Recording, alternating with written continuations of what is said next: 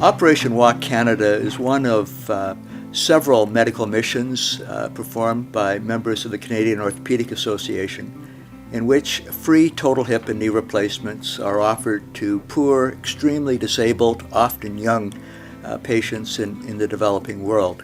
The medical missions, such as Operation Walk Canada, are made possible strictly by donation. We depend on the donation of our sponsors, the donation of time, talents, and resources by our volunteers, whether they be physicians, nurses, physiotherapists, or general volunteers.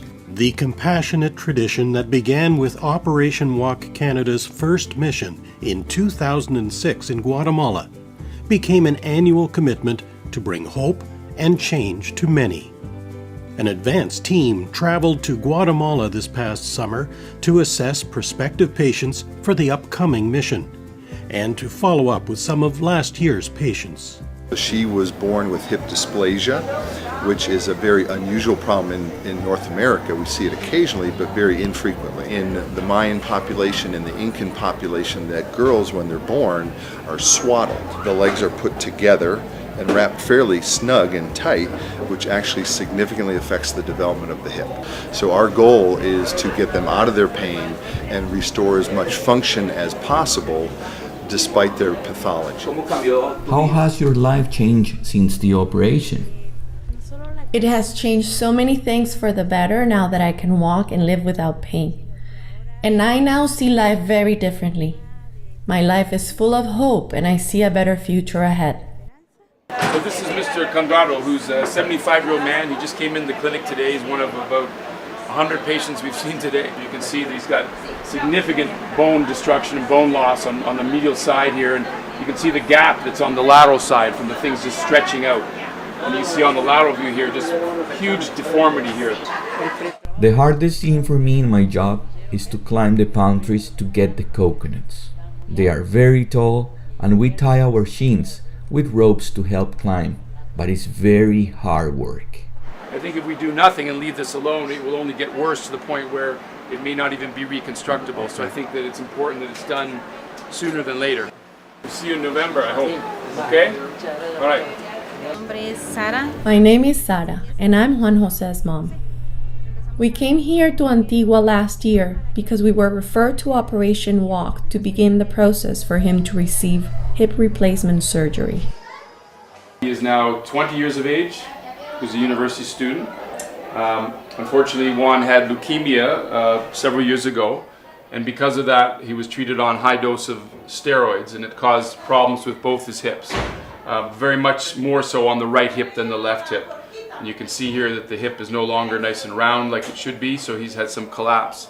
So that's caused him a lot of pain. And when we saw him last year, we thought he was a good candidate to have a hip replacement done. Before the surgery, I was in a lot of pain. It became very difficult for me to get around, and I began to hobble. This is what it looks like now. So we've removed all the disease and we put in a new socket and stem. It looks perfect. It's very good. I mean, a hip replacement is a very good operation. Some patients feel that it's as good as their normal hip. And a young patient who has more demands, it's maybe not going to allow him to do everything in life.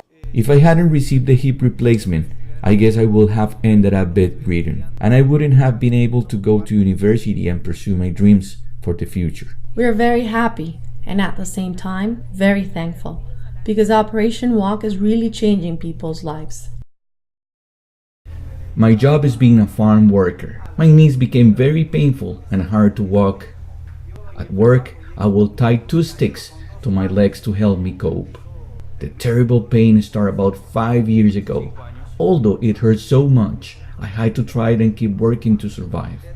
I couldn't save enough money to afford an operation because of the daily expenses, raising my family, my wife, and 3 children. The first thing that I'm going to do as soon as I receive the treatment is to give thanks to God. And secondly, to Operation Walk for changing my life. Education to prevent unnecessary hip dysplasia is a new Operation Walk Canada initiative. This past spring, Drs. Bourne and Gordon traveled to a number of rural villages in Ecuador to begin a Train the Trainers program.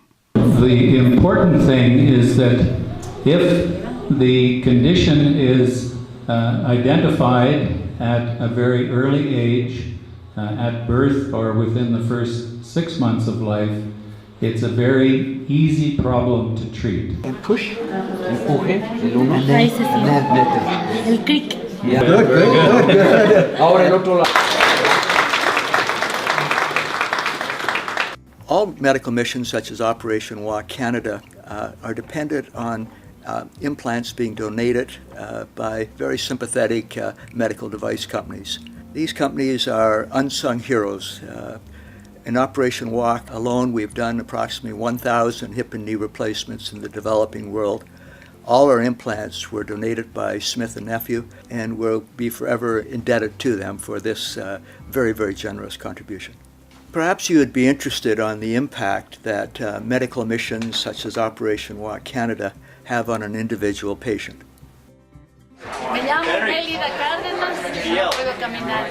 This young lady is 47 years old, and one of her hips never quite formed quite properly when she was born, and her other side is normal, so it leaves her with a leg length discrepancy, so one side is longer than the other. So we're just talking to her right now about doing a hip replacement where we're going to rebuild her socket in the right spot and bring her legs down to match so they're same length.